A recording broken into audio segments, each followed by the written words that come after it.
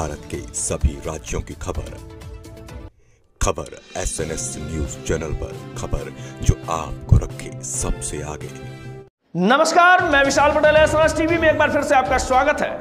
आइए रुक करते हैं कुछ खास खबरों की ओर और दिखाते हैं SNS टीवी की यह खास रिपोर्ट। मध्य प्रदेश में विधानसभा चुनाव की घोषणा होते ही सभी पार्टियों ने अपने अपने प्रत्याशी उतारे हैं। जिले की गोहद विधानसभा से पूर्व मंत्री लाल सिंह आर्य को भारतीय जनता पार्टी ने भरोसा जताते हुए उम्मीदवार बनाया है। पार्टी के भरोसे को कायम रखने के लिए भाजपा प्रत्याशी बड़े जोर शोर से घर घर जाकर जनसंपर्क कर रहे हैं। पूर्व मंत्री लाल सिंह बोले, पिछले 5 साल से गोहद विधानसभा को न जाने वे किसका ग्रहण लग गया कि कांग्रेस के विधायक के नेतृत्व में गोहद में विकास ठप हो गया। उसी विकास की रफ्तार को दौड़ाने के लिए जनता से आशीर्वाद और समर्थन मांग रहा हूं।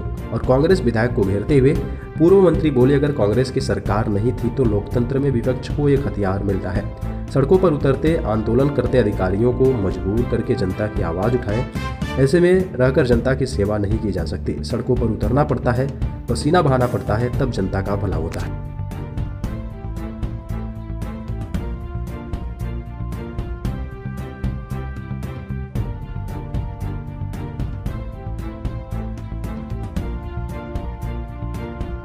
आपका जनसंपर्क चल रहा है और जगह जगह चुनाव प्रचार का जनसंपर्क कैसा क्या रुझान मिल रहा है? भारतीय जनता पार्टी के राष्ट्रीय प्रदेश के नेतृत्व ने मुझे 3.25 महीने पहले गोहद विधानसभा क्षेत्र से पार्टी का प्रत्याशी बनाया है। मैं अपनी पार्टी नेतृत्व के प्रति आभार व्यक्त करता हूं। अभी तक लगभग 2 महीने से ज़्यादा मुझे घर घर और जन जन तक पहुंचने का अवसर मिला है। 80% से अधिक क्षेत्रों तक मैं घर घर पहुंचा हूं, लोगों से बीच पहुंचा हूं और गोहद की 3 गारंटी मैं जनता के बीच में दे रहा हूं। गोहद की जनता की सुरक्षा की गारंटी, गोहद की जनता के सम्मान की गारंटी और गोहद के विकास की गारंटी, क्योंकि यही हमारा विश्वास जनता के बीच में है। पिछले जब भी हम विधायक रहे हैं, हमने रोडों का, स्कूलों का, पुल पुलियाओं का जाल बिछा के रखा है ताकि लोगों को सुविधाएं मिल सके। खाद की कमी कभी हमने नहीं आने दी, 3 महीने पहले रख देते थे। कभी नहरों में हमने पानी कम नहीं होने दिया। और इसलिए पिछले 5 वर्ष पहले जब चुनाव हुआ था तब इस गोहद को एक ग्रहण लग गया था। न जाने किसकी नज़र लग गई कि कांग्रेस के विधायकों के नेतृत्व में यहाँ विकास ठप हो गया, बंद हो गया। फिर से उस विकास की रफ्तार को दौड़ाने के लिए मैं जनता से आशीर्वाद और समर्थन मांग रहा हूँ। विपक्ष का कहना है कि जो भाजपा सरकार है वो हमें बजट नहीं देती है और एक तरफ आप कह रहे हैं कि विकास की गंगा बहाएंगे। विपक्ष का ये बहाना इसलिए है ताकि जनता पूछेगी तो हम कहें क्या।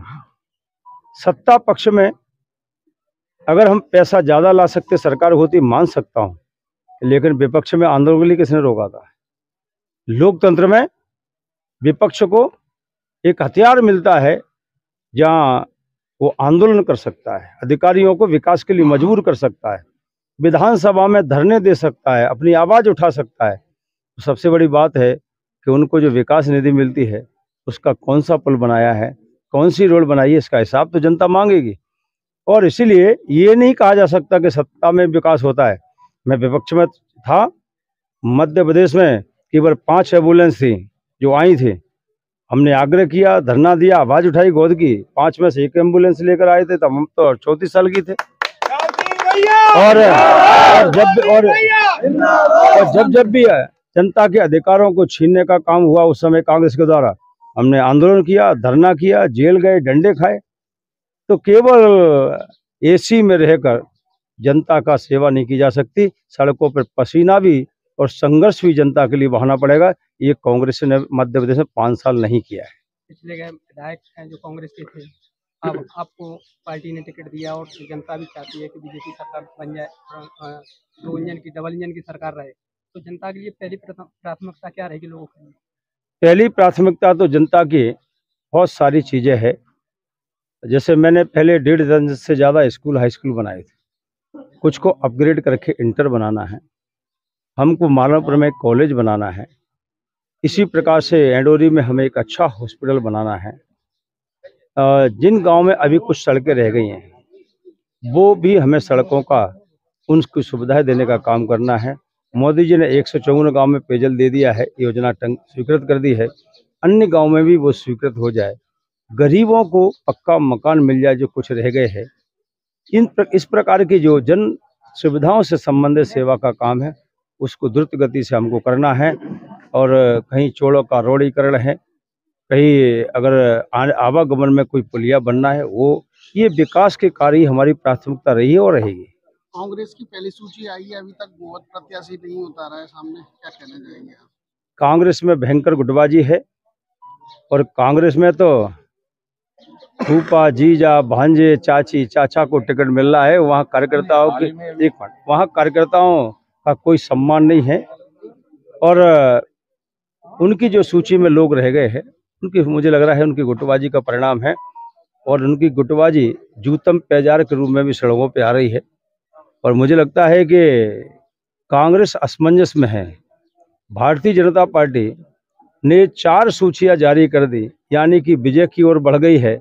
और कांग्रेस सोच रही है कि बीजेपी की सूची जारी हो जाए तब हम करें, और कर नहीं पा रही है। इसका मतलब है कि उसने पराजय स्वीकार कर ली। जहाँ जहाँ भाजपा ने जो सूची जारी करी है वहीं से पूर्व विधायक जो दिग्गज थे वो बगावत कर रहे हैं।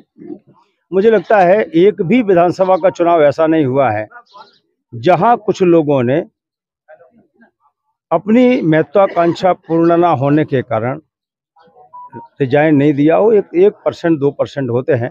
मुझे लगता है पार्टी का लेवल कोई भी हटा दे उसके बाद वो कुछ नहीं रह जाता। क्या लगता है कि विधायकों के जाने से भाजपा को कुछ बड़ा झटका लगता है? मुझे लगता है जनता का विश्वास और विकास, इससे कोई व्यक्ति बड़ा नहीं हो सकता।